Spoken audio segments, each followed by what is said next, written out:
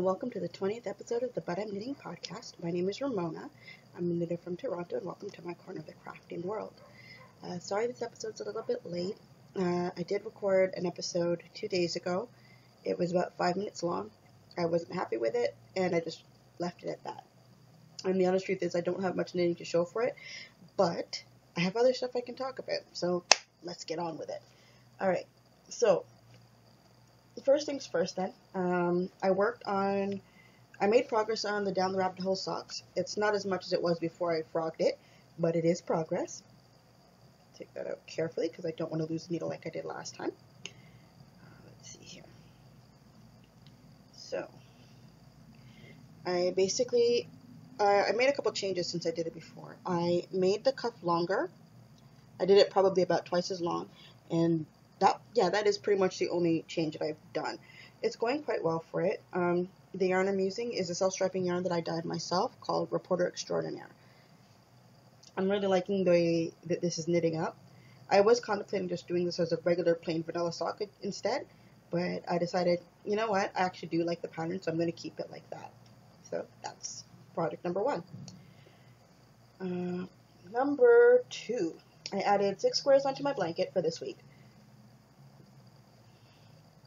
Okay, so I'm officially starting row, I don't know what it could be, because it alternates between 25 squares and 24 squares every other round because it's on a bias or a diagonal.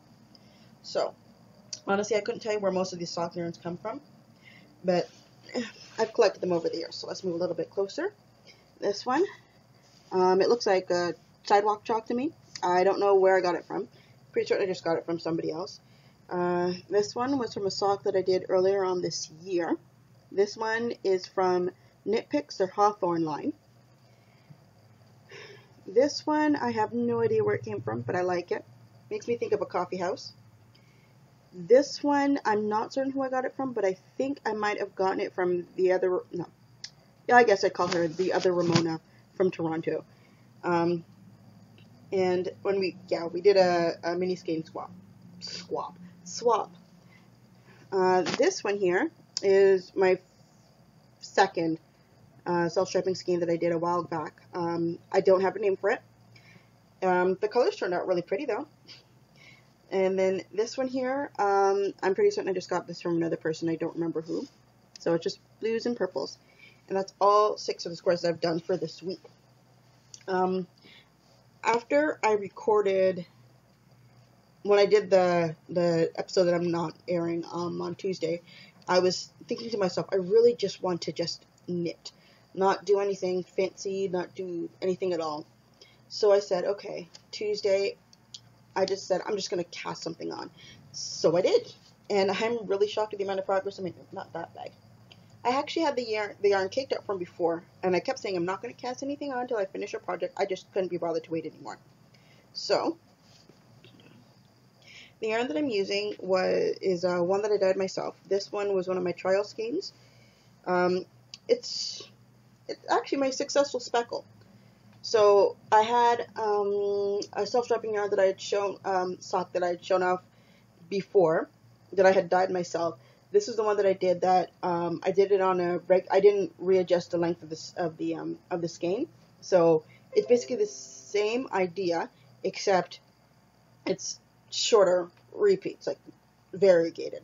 So here are the colors that you can see. So it's purple, it's a purple blue, and then there are speckles of pretty much every color of Kool-Aid that I could get my hands on at the time. So I haven't decided on a name for it. I think I know, really doesn't matter what the name of it is. I used Kool-Aid to dye this. This was before I really had the dyes that I have now. It was just pretty much a technique tryout. And here is how it's turning out. That's what I really wanted to see. So, you can see it there.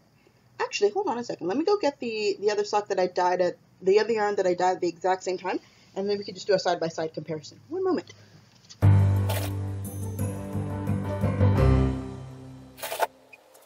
And I realized I really do need to weave these ends in. So, I guess we'll do it this way. This was the self-striping one that I had done before, and then this is the variegated one I've done before. The only problem is that the speckles didn't show up as nicely on these ones. So, side by side, what do you think? I'm actually surprised with how similar they actually still look to me. I like it. I really do. And I'm starting to wish I had done the heel cuffs and toes in the same shade, in the same gray, because it's not like I don't have more of this, but oh well. It turned out really well. I'm almost at the point where I need to put in the heel, so we'll see how quickly I go through that. So that is it for my actual works in progress. What else I've done this week is, I don't know why, but last week I just felt the need to organize my mini skeins because my leftover yarns. I've got quite a bit of it. So I took out a couple of boxes that I had that had random yarns in them, and I divided my leftovers into over 50 grams, and then 25 to 30 grams, and then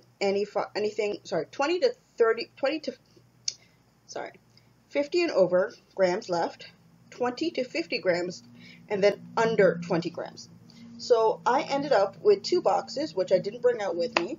Those have the bigger ones, so it's like more than 50 grams. So I could technically do like not a pair of socks, maybe shorty socks out of those, or they can be used for like color work very easily, or maybe even stitch surface. Yes, that's what they're called.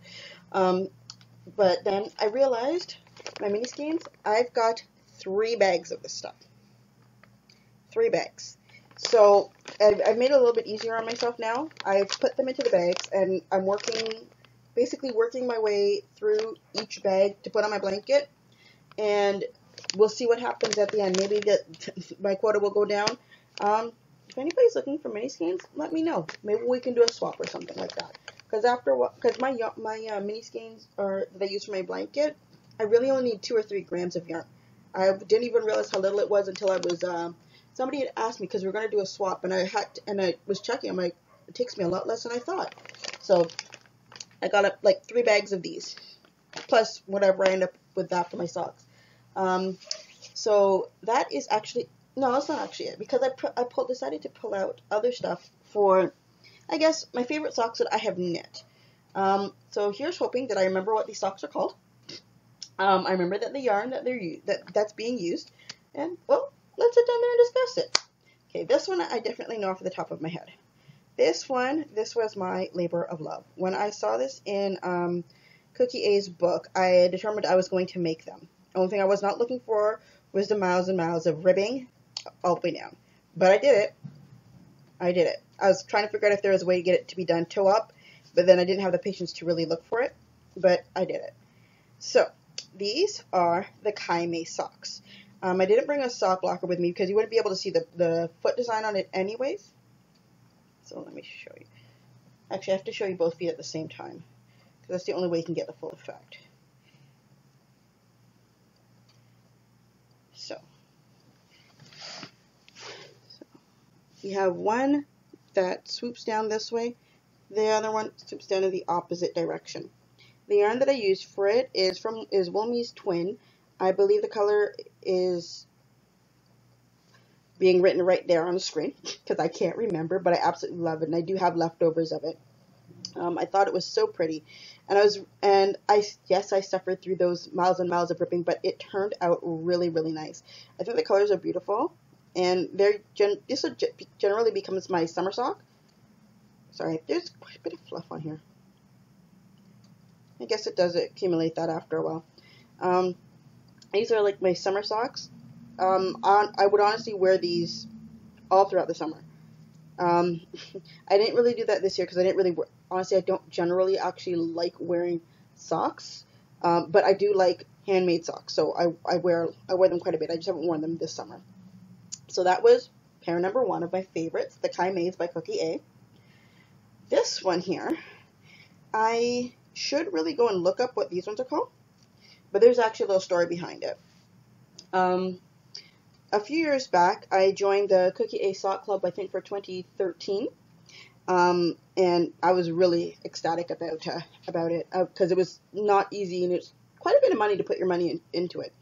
But towards the end of the year, I wasn't staying at home. I was staying over at a family friend's house for 3 months. And the yarn that I was supposed to get ended up at my mom's house. And I asked my mom, and they're like, have you seen this? She's like, yeah. I've seen it. It came for you. Can you bring it to me? She never brought it. I actually ended up coming back home and looking for it. Couldn't find the thing anywhere. So I said, forget this. I need to knit these socks. So I went to the Hand Knit Yarn Studio in Hamilton, and I bought yarn there. And it was, I think this is one of those Manos del Uruguay. I'm pretty certain that's what it is. I don't remember the colorway name. I will put that there. And I think these are like the Vamps or something like that. Quite possible. Either way, I just loved the stitch patterning on it. Isn't that nice? I think that's beautiful. It's like cables within lace work. I don't know. I just really like it. It still had a heel flap and gusset. I think this is before I discovered the Fish Lips Kiss heel, which is my default. And then, sorry, I forgot to show. And on the foot, it basically goes into a V. And then afterwards, just plain stockinette all the way around. I'm thinking I want to reknit these again, like I did with the CRC socks. I really do like these. And yeah. Eventually, I did come home and have to, it was probably about 2 months after I came home that I actually found the yarn. So I ended up using the yarn for something else. But trust me, I was so upset about not being able to use the yarn that actually came. But these ones are beautiful. I love this yarn. My last pair of socks that I'm going to show off are my Stitch Surfers. I don't remember who designed them, but it's on Knitty. Yeah, Knitty.com. It was a free pattern, or at least it was years ago when I got it. So I had tried these, I remember the first time, and they're toe up. The problem is I did not know how to, I could get over the concept of casting on the toe. I didn't really enjoy doing it, but I could do it. And then after that, you're supposed to do the heel flap, the heel, just a short row heel. Okay. First time I tried it, that was okay. My main problem came when it came to doing the cast off for my first pair of Stitch Surfers. I did not get the whole reason as to why you needed to make it stretchy. And this is probably one of the primary reasons why I am not a fan of toe-up socks, because I can never get it stretchy enough. Like, let's compare it with my other just 2x2 ribbed socks. No, not those ones. Those aren't regular. Well, this one is a 3x3, but like, you see how much more that stretches than this? Like, you can see how much further out that goes, right? Can you see it like that way? It stretches out so much more and is so much more comfortable. This takes a lot of work to get this on. I love the stitch patterning on it. I think that's just genius, right? And so if anybody wants to, and if you know how to do a really good cast off, that's great. So with these ones though, they don't fully match. So this is a good way to use some leftovers if you have like 25 grams. Like, yeah, because it takes 50 grams per color, if not a little bit less, depending on your size. So for these ones, they work like this. Kind of see? So this blue yarn I actually got from, no, it was from the Cookie A Sock Club. It was from, I think it was Blue Moon, I can't remember. I'll write it down there. So I liked it so much. I remember the colorway was called Inkwell. I liked it so much that with my last shipment of yarn, I'd actually asked her if she could send me one of the extra ones, and so I paid, and she just sent it with my last one, so I didn't have to pay extra for shipping. So there's this one. I love the way that this turned out. I thought it was so nice. Oh well.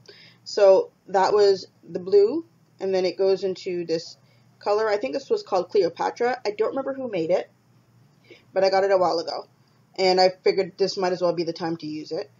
So that was sock number 1. Sock number 2, I used that Cleopatra yarn again, and then it goes into, this one is Knit Picks Goldenrod. Yeah, Knit Picks Roll in the colorway Goldenrod, which was one of my first purchases from Knit Picks that I made. So together, just like that, kind of like that, right? So that's another good way to get rid of some leftover yarns. If you don't want to make a sock blanket, make a pair of stitch surfer socks. That will use up right there 100 grams in like at least 2 colors to make it work. I'm pretty certain that's it. Yarn related wise. Otherwise, I went for an interview yesterday. I guess, so we'll move on to the personal stuff. I went for an interview yesterday, and it was positive. So I now have another job that I'll be starting either next week or the week after. I still have school coming up, so this is going to be fun. I'm looking forward to starting at the new job. It's more of what I used to do before as a cashier. So it's not anything fancy, but it's just different from what I'm currently doing right now. So I'm looking forward to starting that. Otherwise, I'm thinking.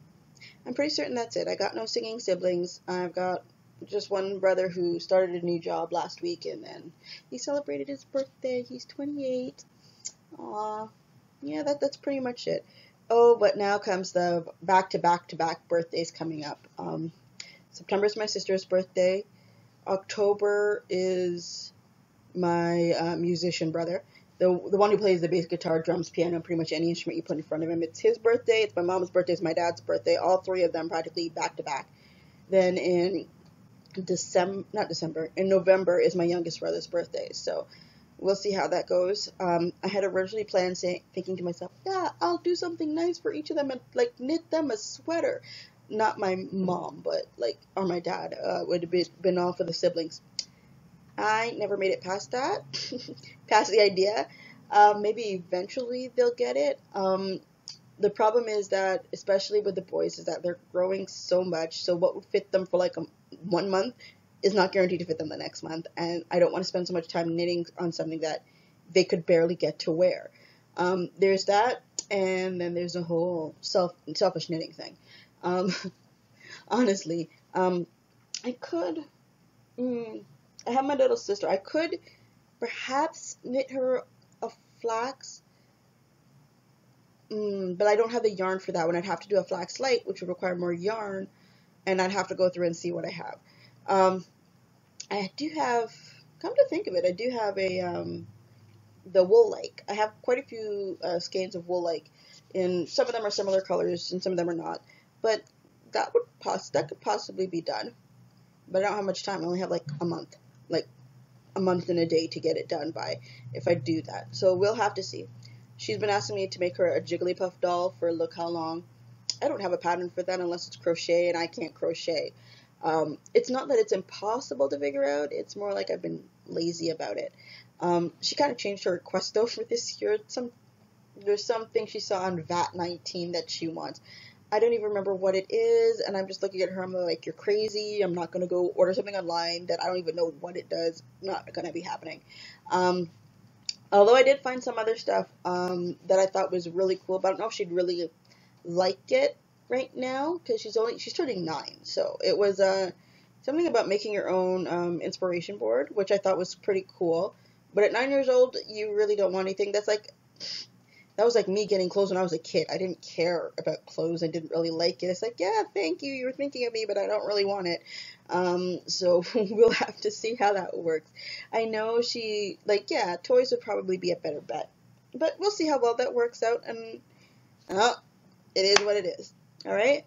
So that is it for knitting today. That's it for the podcast today. I guess when it gets closer to the other siblings' birthdays, I'll start thinking about that more. My youngest brother's the easiest one to shop for. Give him a gift certificate to Chapters. He is good to go. He was ecstatic when he got that last year. That and art supplies. He's good. So we'll have to see how well everything works. So it was nice having you guys sit down with me as I knit. I didn't knit. You made me. You may have done it. It was nice having you sit down and watch me, and I hope you got to enjoy your time. And I hope to see you again next week. Bye.